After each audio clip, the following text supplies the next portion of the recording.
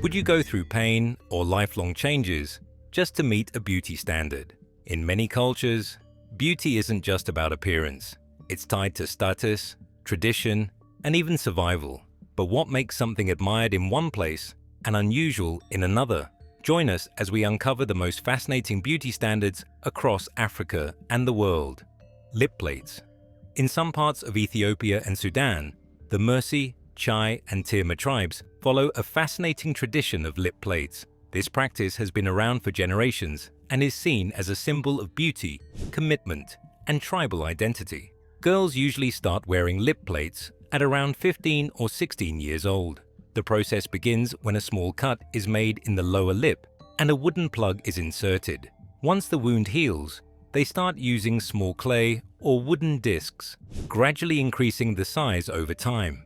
Some women choose to stretch their lips to hold plates as large as 12 centimeters in diameter, while others prefer to stop at a smaller size.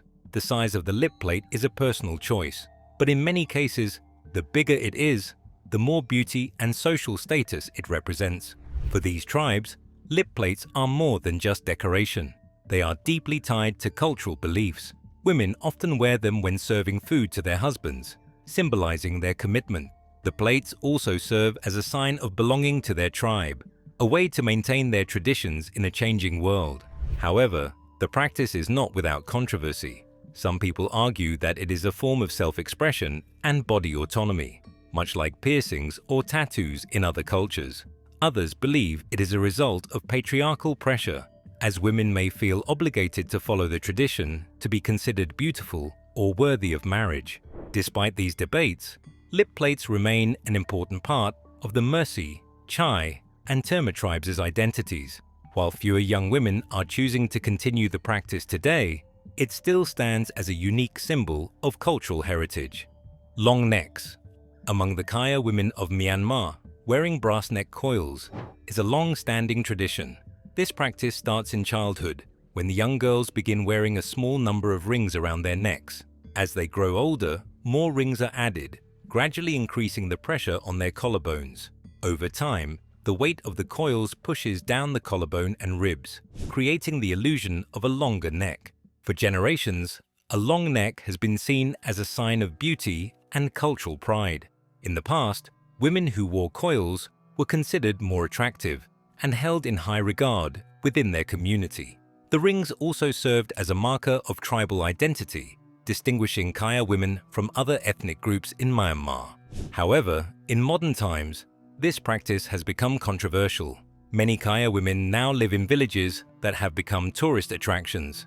Visitors pay to see the long-neck women and take pictures, turning the tradition into a spectacle. Some critics argue that this creates a human zoo effect, where women feel pressured to continue wearing the coils to attract tourists and make a living. Many Kaya women live in villages that attract tourists, and for some, tourism serves as a major source of income. Because of these challenges, some younger women are choosing not to wear the coils, while others continue the tradition to support their families. Chalk-covered bodies. For over 500 years, the Karo people of Ethiopia have practiced the unique tradition of body painting. Both men and women decorate their bodies using white chalk, ochre, and other natural minerals. These designs are not just for beauty, they also hold deep cultural meanings. The bright white chalk patterns are especially important. They symbolize attractiveness and are often worn during special occasions, such as ceremonies and festivals. The men, in particular, take great pride in their body art. They believe that bold, eye-catching designs make them appear more courageous and desirable. The patterns can change daily, ranging from simple lines and dots to complex shapes like stars and handprints. But body painting is not only about beauty, it is also used in battle. Warriors apply specific designs before a fight to intimidate their enemies and boost their own confidence. The paint acts almost like war paint, marking their bravery and strength. In addition to body painting, Karo men also wear elaborate hairstyles that carry symbolic meanings. The way a man styles his hair can show his social status, achievements, or even his readiness for battle.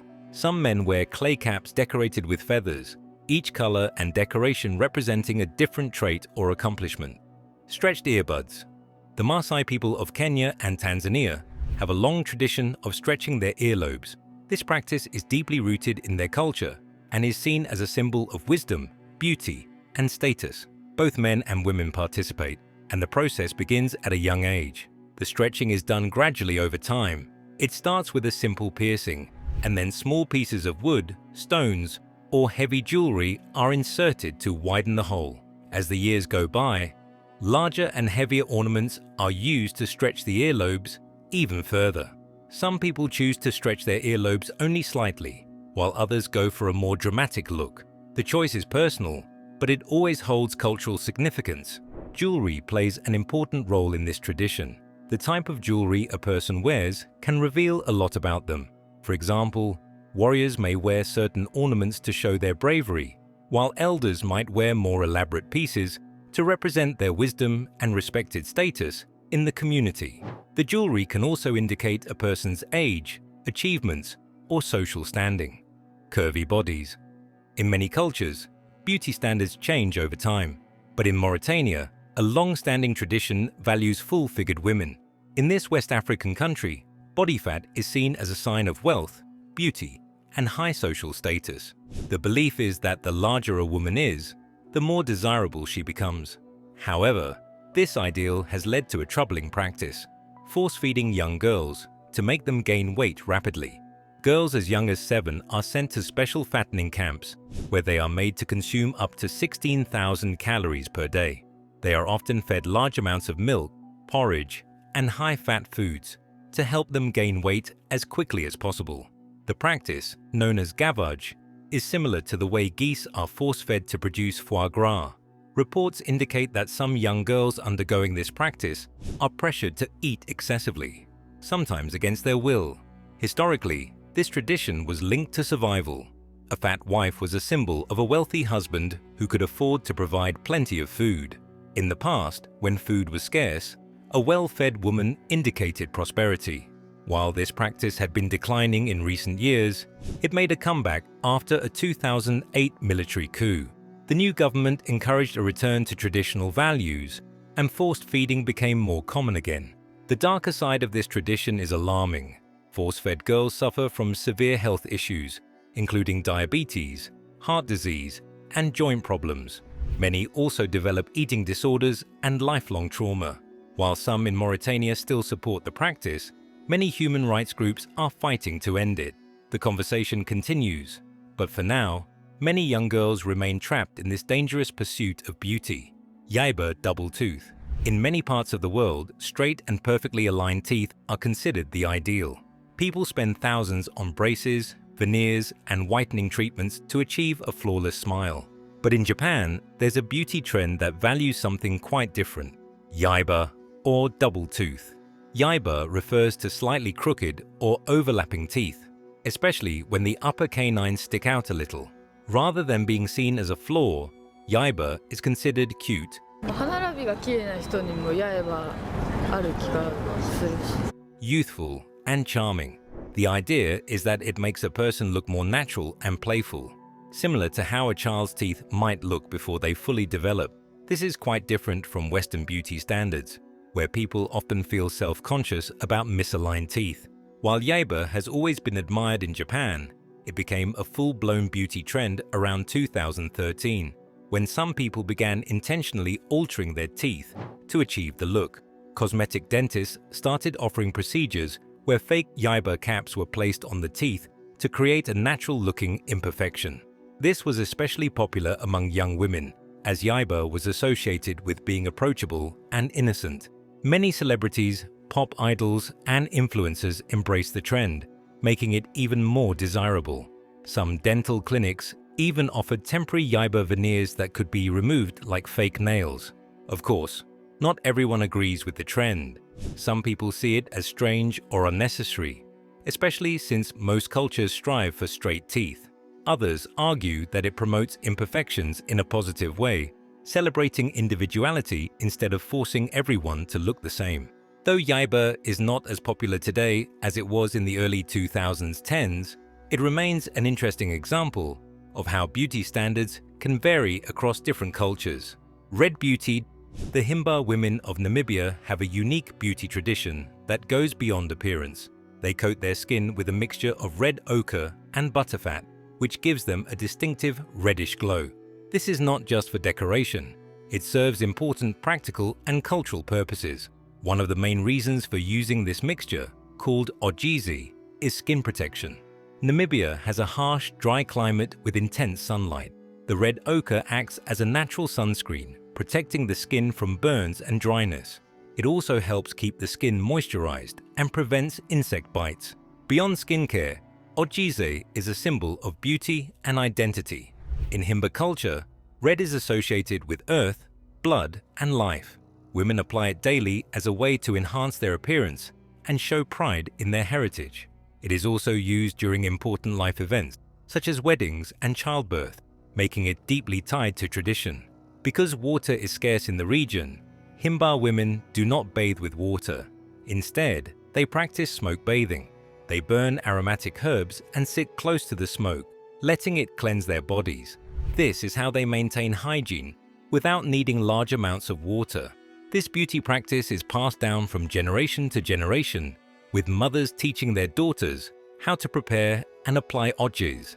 The Himba people continue to honor their ancestral traditions today, showing how beauty can be deeply connected to culture, survival, and identity. Body painting and scarification. In many African tribes, body painting and scarification are not just forms of decoration. They carry deep meaning. These practices are tied to identity, strength, and tradition. Among tribes like the Karo and Surma in Ethiopia, scars are a way to tell a person's story without using words. Scarification involves making small cuts on the skin to create permanent scars. This is done in patterns that are carefully designed and hold special meanings.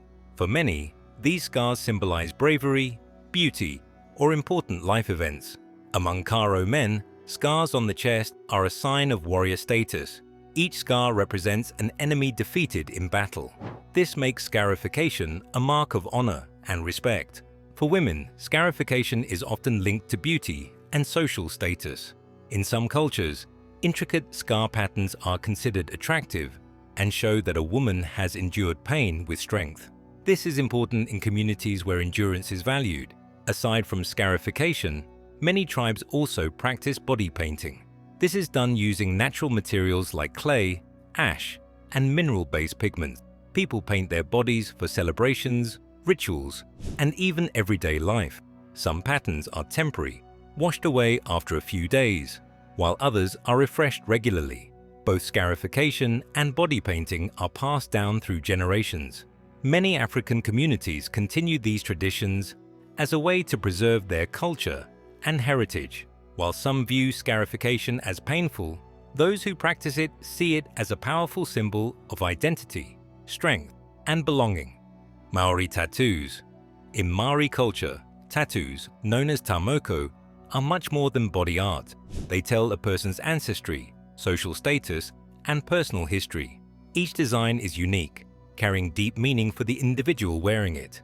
Traditionally, Maori men would have full-face tattoos, covering different sections of the face to represent their rank, achievements, and heritage. Women typically have moko kauai, a tattoo on the chin and lips, which signifies their strength, wisdom, and connection to their ancestors. Unlike modern tattoos, tamoko was originally applied using chisels instead of needles, carving the design into the skin. This made the process very painful, but it was seen as a sign of courage and honor. During colonial times, tamoko declined due to European influence and the suppression of Maori traditions. Many Maori people were discouraged from getting tattoos, as European settlers viewed them negatively. However, in recent years, many Maori individuals have been reclaiming tamoko as a way to honor their cultural identity. Many Maori people today proudly wear their tattoos as a way to reclaim their cultural identity and honor their ancestors. Unlike regular tattoos, tamoko is deeply personal. Every line and curve has meaning, and the designs are not copied or repeated. It is a way for Maori people to express who they are and where they come from. The return of tamoko is an important step in preserving Maori heritage. It is not just about appearance, It is about identity, pride, and respect for history. More Maori are reconnecting with this tradition, strengthening their cultural identity for future generations. Tooth filing. In Bali, Indonesia, there is a special ritual called metata, or the tooth filing ceremony. This ceremony is an important part of Balinese Hindu culture and is meant to remove negative traits like greed, anger, and lust. It is a major milestone in a person's life, marking their transition from childhood to adulthood. The ceremony is usually performed when a child is between 6 and 18 years old, though it is often done in the late teenage years.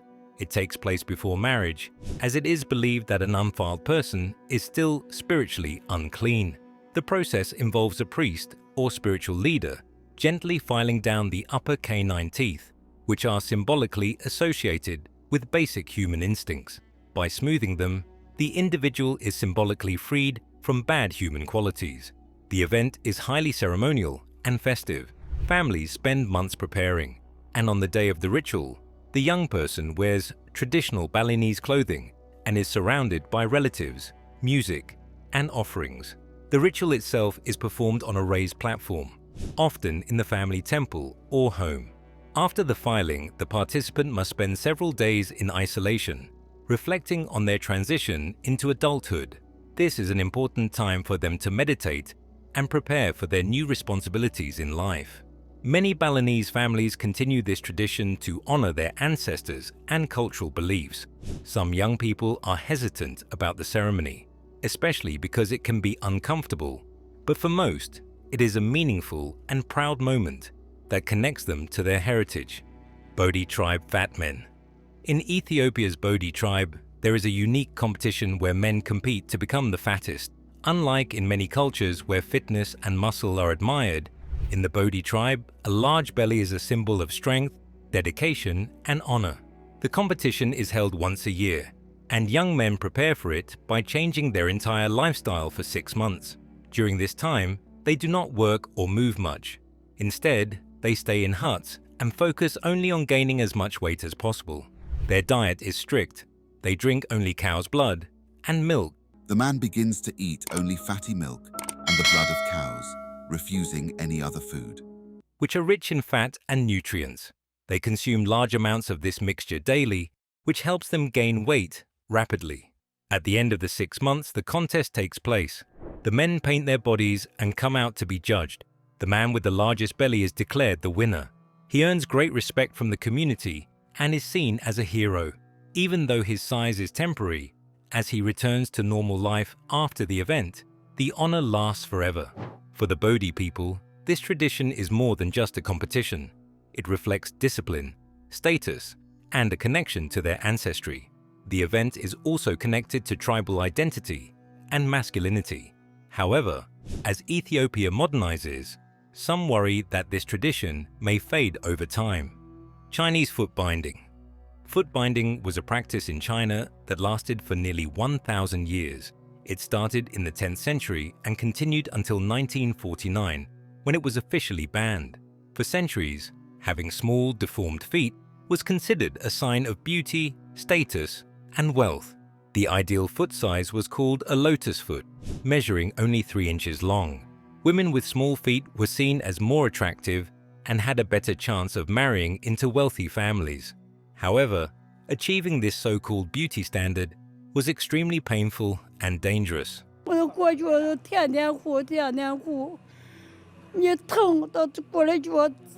Girls, usually between the ages of 3 and 12, had their feet tightly bound with cloth. This process broke the bones and forced the feet into an unnatural, curved shape. The toes were bent under the foot and crushed, making it impossible for the feet to grow normally. Over time, the bandages were tightened more and more to keep the feet as small as possible. The pain was intense, and many girls had to endure it for years due to societal expectations. Because their feet could not grow properly, walking became difficult, and many women suffered lifelong disabilities.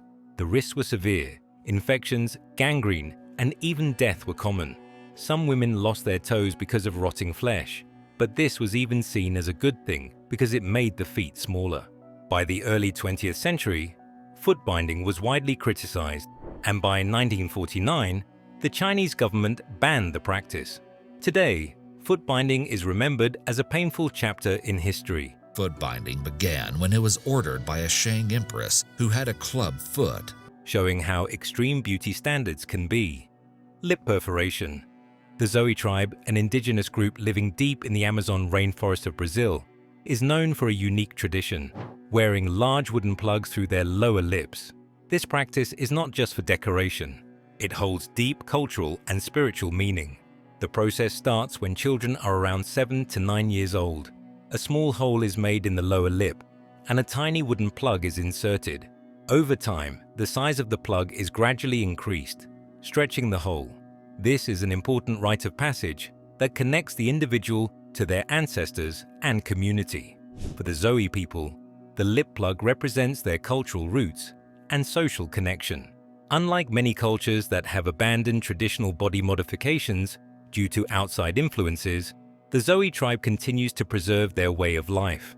The Brazilian government has taken steps to protect the Zoe people from outside contact, allowing them to live freely without interference. This helps them maintain their customs, language, and spiritual beliefs. To outsiders, the lip plugs may seem unusual, but for the Zoe tribe, they are a source of pride. They represent heritage, beauty, and a deep connection to their ancestors. Every member of the tribe wears them, making them a key part of Zoe identity. Although modern society often values convenience and uniform beauty standards, the Zoe people remind us that true beauty is defined by culture and tradition. Their practice of lip perforation is more than just a physical feature. It is a way of life that has been passed down for generations, making their culture unique and deeply meaningful. Vein body art. Aboriginal cultures in Australia have a long history of practicing body scarification, which includes creating vein-like scar patterns on the skin. These scarification practices are deeply rooted in tradition and cultural meaning. In many Aboriginal groups, these scars symbolize important milestones in life, such as maturity or coming-of-age ceremonies. They are also a way to show life experiences, spiritual connections, or social status within the community. The scars often reflect a person's journey through life, making them a visible marker of personal growth and identity. The process of creating vein-like scars is detailed and ceremonial. It usually starts with cutting intricate patterns into the skin using sharp tools. Once the cuts are made, the wounds are allowed to heal in a way that raises the skin, leaving the scar in the desired shape. This raised appearance is what creates the vein-like effect. In some cases, natural substances may be rubbed into the wounds to enhance the scarring process. The ceremonies where this takes place are often sacred and significant, involving family members, elders, or community leaders. These ceremonies are seen as transformative, marking the individual's passage into a new stage of life. While scarification is less common today due to changing societal norms and influences, it remains an important part of Aboriginal heritage. Many people still honor these traditions through storytelling and cultural ceremonies, ensuring that the deep meaning behind vein body art is preserved for future generations. These scars serve as lasting symbols of cultural identity and pride, embodying the resilience and strength of Aboriginal culture. Dimple creation. Dimples have become a popular beauty trend in Thailand, symbolizing cuteness, charm, and friendliness. In Thai culture, dimples are often associated with an attractive and approachable personality. People believe that dimples make smiles more appealing and give a youthful, playful look. As a result, having dimples has become a beauty ideal for many. Some people who weren't born with natural dimples are willing to undergo procedures to create them artificially. One common way to create dimples is through a process called dimple piercing. This involves either piercing or surgically creating small indentations in the cheeks. The piercing process is similar to other types of body piercings. Holes are made in the cheeks where dimples would naturally form. Over time, scar tissue can form, creating the appearance of permanent dimples even after the jewelry is removed. Dimple creation is quite popular in Thailand, and many beauty clinics offer these procedures. Some clinics even advertise quick and affordable services. making it easier for people to access them. However, the increasing demand has also led to unregulated or poorly trained practitioners offering these services, which can lead to serious complications. In recent years, there has been more awareness about the risks, with medical professionals advising people to carefully consider the procedure and choose qualified, licensed practitioners if they decide to go through with it. Teeth blackening, known as ohaguro in Japan, was once a popular beauty practice in several Asian countries, including Vietnam and Indonesia. This tradition has deep cultural roots and dates back to Japan's Heian period. During this time, blackened teeth were seen as a sign of beauty, maturity, and refinement. It was especially common among married women and noble women. In Japan, having black teeth was also believed to show loyalty and dedication to one's family. Over time, the practice spread to other regions like Vietnam and parts of Indonesia, where it carried slightly different but equally important meanings. The process of blackening teeth was quite detailed. In Japan, a mixture of iron filings, vinegar, and tea was used to dye the teeth. This mixture created a dark, shiny black coating on the teeth. Applying the dye wasn't a one-time process. It had to be done regularly because the black coating would wear off over time. Many people applied the mixture daily, or at least several times a week to maintain the look. In some regions, other ingredients like plant extracts or natural dyes were used to help the black color last longer. The process could take quite a bit of time and effort, showing just how important the practice was to those who followed it. In Japan, it was a symbol of beauty and marital status. Women of higher social standing, especially those in noble families, were more likely to blacken their teeth. In Vietnam and Indonesia, the practice was often linked to wisdom, adulthood, and beauty. In some cases, it also had spiritual or protective meanings, as blackened teeth were thought to ward off evil spirits. And that's a wrap on some of the most unique beauty standards from around the world. If you found this interesting, be sure to like, share, and subscribe for more deep dives into fascinating cultures. Thanks for watching.